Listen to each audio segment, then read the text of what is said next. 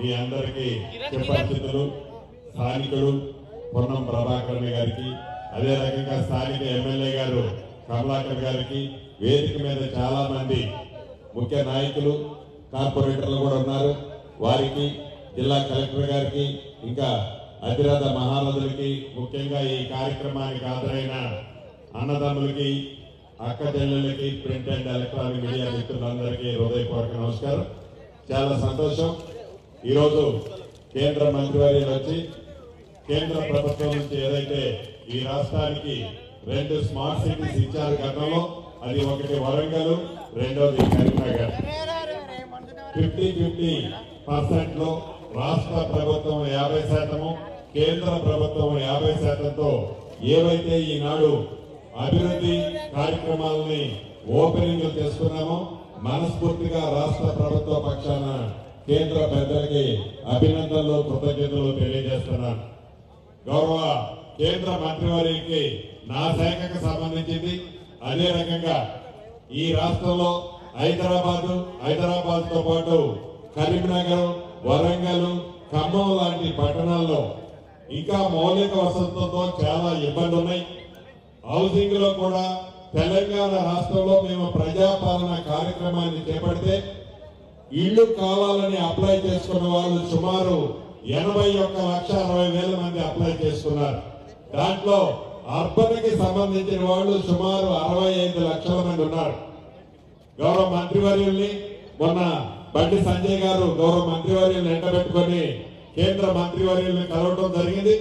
తప్పకుండా కేంద్ర ప్రభుత్వం నుంచి గత ప్రభుత్వం కేవలం 0.7% ఇళ్లు మాత్రమే ఈ రాష్ట్రానికి వచ్చాయి. కేంద్రం నుంచి ఆనాడు రాష్ట్ర ప్రభుత్వం నుంచి ద్వారా కేంద్ర ప్రభుత్వం నుంచి రావాల్సిన దాంట్లో కేవలం 0.7% వచ్చాయి. యథార్థంగా మనకి రావాల్సింది 8%. అంటే ఆనాటి ప్రభుత్వం, ఇది విమర్శ కాదు, మనకి రావాల్సిన దాంట్లో, తెచ్చుకోవాల్సిన దాంట్లో మనం తెచ్చుకోలేకపోయామన్నది ముమ్మాటికి నిజం. ఈ ఎలక్షన్ కొత్తగా జరిగే దాంట్లో తప్పకుండా గౌరవ మంత్రివర్యులు 8%ని అర్బన్ లో ఇల్లు ఇప్పించాలని రాష్ట్ర ప్రభుత్వ పక్షాన, నా పక్షాన మనస్ఫూర్తిగా అభ్యర్థిస్తున్నాను. అదే రకంగా హైదరాబాద్ లో 2 ప్రధానమైన అంశాలు ఉన్నాయి. ఒకటి, హైదరాబాద్ నడిబొడ్డులో మూసి చాలా భయంకరమైన పరిస్థితిలో ప్రవహిస్తున్నమాట వాస్తవం. దాన్ని ప్రక్షాళన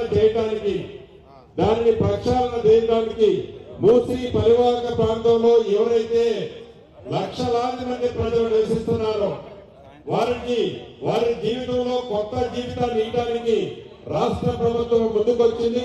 తప్పకుండా కేంద్ర మంత్రివర్యులు కూడా మూసి పరివాహక ప్రాంతాన్ని ప్రక్షాళన చేసిన దాంట్లో వారి సపోర్ట్ పూర్తిగా ఇవ్వాలని మనస్ఫూర్తిగా కోరుకుంటున్నాను. 3వ ఐటమ్కి సంబంధించి ఆనాడు హైదరాబాద్ పట్టణంలో యూపీఏ గవర్నమెంట్ లో అద్భుతంగా మెట్రో రైలు సుమారు 69 కిలోమీటర్లు ఏర్పాటు చేసుకోవడం జరిగింది.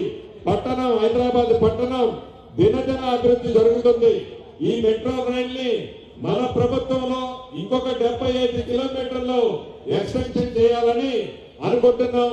కేంద్ర ప్రభుత్వ భాగస్వామ్యంతో ఈ మెట్రో రైలుకి సంబంధించిన మిగిలిన 75 కిలోమీటర్లు కూడా రాష్ట్ర ప్రభుత్వంతో పాటు పీపీఏ మోడల్లో కేంద్ర ప్రభుత్వం కూడా పూర్తి సహకారం అందించాలని గౌరవ మంత్రి గారిని ఈ వేదిక గురించి కోరుతూ, అదే రకంగా బండి సంజయ్ గారిని, అదే రకంగా కేంద్ర మంత్రివర్యులు కిషన్ రెడ్డి గారిని కూడా ఈ రాష్ట్రానికి కావలసిన అభివృద్ధి సంక్షేమ కార్యక్రమాల్లో రాష్ట్ర ప్రభుత్వానికి కేంద్ర ప్రభుత్వం నుంచి అన్ని రకాలుగా సహాయ సహకారాలు అందించే విధంగా మంత్రులిద్దరూ తోడ్పడతారని మనస్ఫూర్తిగా కోరుకుంటూ సెలవు తీసుకుంటున్నానన్న. Thank you very much.